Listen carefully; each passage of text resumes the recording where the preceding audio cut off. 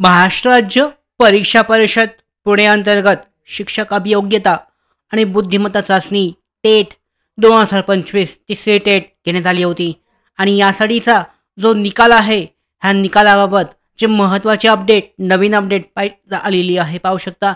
ज्यांचा निकाल राखून ठेवण्यात आला होता, निकाल जाहीर केला नव्हता, तर याचं कारण पाहू शकता.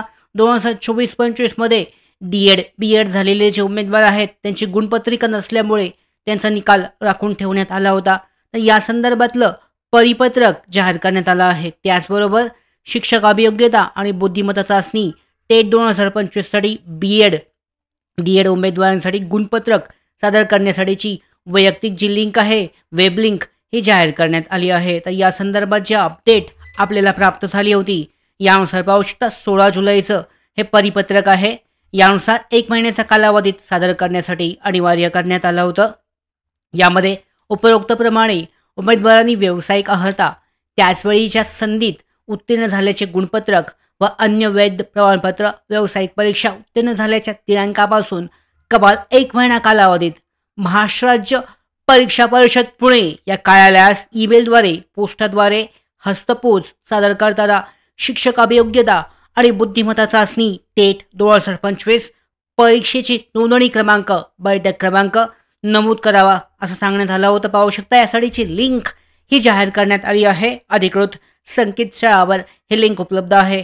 या लिंकमध्ये माहिती भरून विहित मुदतीत सादर करावी, जेणेकरून शिक्षक अभियोग्यता आणि बुद्धिमत्ता चाचणी टेट परीक्षा 2025 मध्ये प्राप्त केलेल्या गुणांनुसार त्यांचे गुणपत्रक, स्कोर कार्ड देण्यात येईल. पाहू शकता सबब मुदतीत गुणपत्रक, अन्य वैध प्रमाणपत्र, व्यावसायिक परीक्षा उत्तीर्ण झाल्याच्या दिनांकापासून कमाल 1 महिना कालावधीत जे अधिकृत संकेतस्थळ आहे यावर न पाठवल्यास, लिंकद्वारे मुदतीत माहिती सादर न केल्यास अशी सर्वस्वी जबाबदारी संबंधित उमेदवाराची राहील. या पद्धतीने ही माहिती जाहीर करण्यात आली होती. 16 जुलैचं हे परिपत्रक आहे.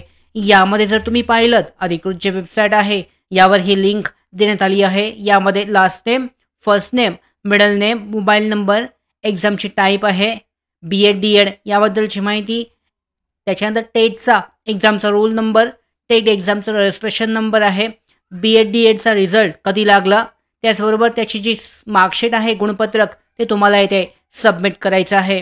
पाहू शकता न्यूजपेपरमध्ये सुद्धा या संदर्भात माहिती देण्यात आली आहे.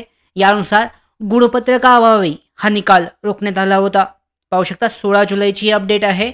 महाराष्ट्र राज्य परीक्षा परिषदेची महाराष्ट्र शिक्षक अभियोग्यता आणि बुद्धिमत्ता चाचणी TEIT परीक्षेचा निकाल तयार आहे. मात्र शैक्षणिक वर्ष 2024-25 मध्ये उत्तीर्ण झालेल्या डी-एड, बी-एड उमेदवारांनी अंतिम वर्षाचे गुणपत्रक संबंधित संकेतस्थळावर प्रसिद्ध न केल्याने विद्यार्थ्यांचा निकाल हा राखून ठेवण्यात आला आहे आणि त्यामुळे उमेदवारांनी दिलेल्या मुदतीमध्ये अंतिम वर्षाचे गुणपत्रक अपलोड करणं आवश्यक आहे. दरम्यान पाहू शकता जुलैच्या पहिल्या आठवड्यात निकाल जाहीर करण्याचे नियोजन होते.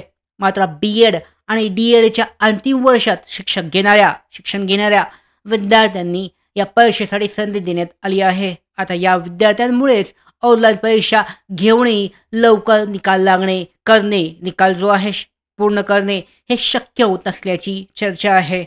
महाराष्ट्र शिक्षक अभियोग्यता आणि बुद्धिमत्ता चाचणी यांच्या अंतर्गत ही परीक्षा 27 ते 30 मे आणि 2 ते 5 जून 2025 या कालावधीमध्ये घेण्यात आली होती.